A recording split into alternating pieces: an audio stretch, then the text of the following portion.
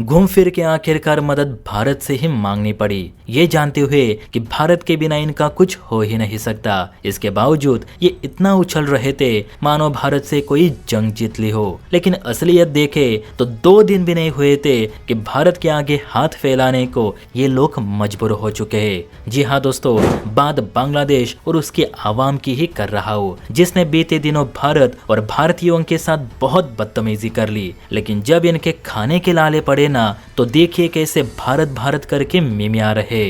देखिए जरा इस आर्टिकल को देखिए, आपको भी समझ आ रहा होगा कि मैं किस विषय में बात कर रहा हूँ। मैंने पहले भी कहा था कि ये बांग्लादेशी भारत तेरे टुकड़े होंगे, भारत मुर्दाबाद और बॉयकॉट इंडिया के नारे लगा रहे थे। लेकिन जब इनके मार्केट में चीजों की शॉर्टेज होने लगी तो यही भारत मुर्दाबाद नारे लगाने वाले बांग्लादेशी भारत के आगे हाथ फैलाएंगे। और देखिए आज वही हो रहा है। खबर के अनुसार बांग्लादेश ने करीब 50,000 टन चावल भारत से तत्काल रूप से मांगे हैं। बताया जा रहा है बांग्लादेश की अंतरिम सरकार के वित्त सलाहकार सालेहुद्दीन अहमद ने मंगलवार को प्रेस रिलीज करके ये बयान दिया कि बांग्लादेश के मुख्य सलाहकार मोहम्मद यूनुस ने नई दिल्ली के साथ तनावपूर्ण संबंधों को सुधारने के लिए कुछ महत्वपूर्ण कदम उठाए हैं और उनका प्रशासन आर्थिक हितों को राजनीतिक बयानबाजी से अलग रखते हुए भारत के साथ आर्थिक संबंध विकसित करने पर काम कर रहा है। और इसी के तहत हमने भारत सरकार से तत्काल रूप से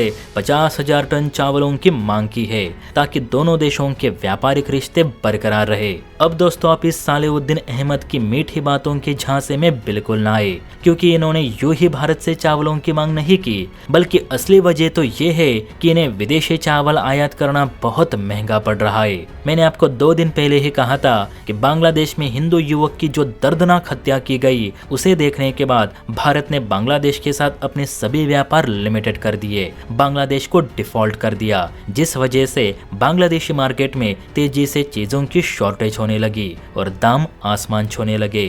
अब इसी को देखते हुए मोहम्मद यूनुस ने पाकिस्तान, चाइना, वियतनाम और अन्य पश्चिमी देशों से चावल, प्याज और आलू खरीदने शुरू किए। लेकिन जैसे कि आप जानते हैं कि बांग्लादेशियों के पास इतना भी पैसा नहीं कि वो विदेशी चावल को अफोर्ड कर पाए। भारत जो चावल बांग्लादेश को निर्यात करता है, उसके मुकाबले चाइना या वियतनाम का चावल 10 बांग्लादेशी टका से महंगा जा रहा है। प्लस वो क्वालिटी भी नहीं मिलती जो भारतीय चावलों में रहती है। यही कारण है कि ये बांग्लादेशी भारतीय चावलों को खाना पसंद करते हैं। बांग्लादेशी नेता अहमद का कहना है कि हम दोनों देशों के बीच कोई भी कड़वाहट नहीं चाहते, इसलिए भारत बीती बातों को भुलाकर बांग्लादेश को जल्द चावल मुहैया करे ताकि हमारे यहाँ जो भूखमरी के हालात पैदा हो रहे उन्हें रोका जा सके।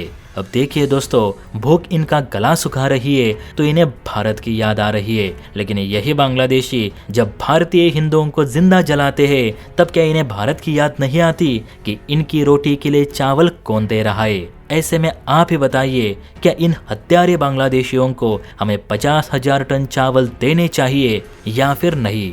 हर एक कमेंट करके अपनी राय जरूर दे। और हाँ, वीडियो अच्छी लगी हो तो बेल आइकन प्रेस करके चैनल को लाइक एंड सब्सक्राइब जरूर करें। जय हिंद।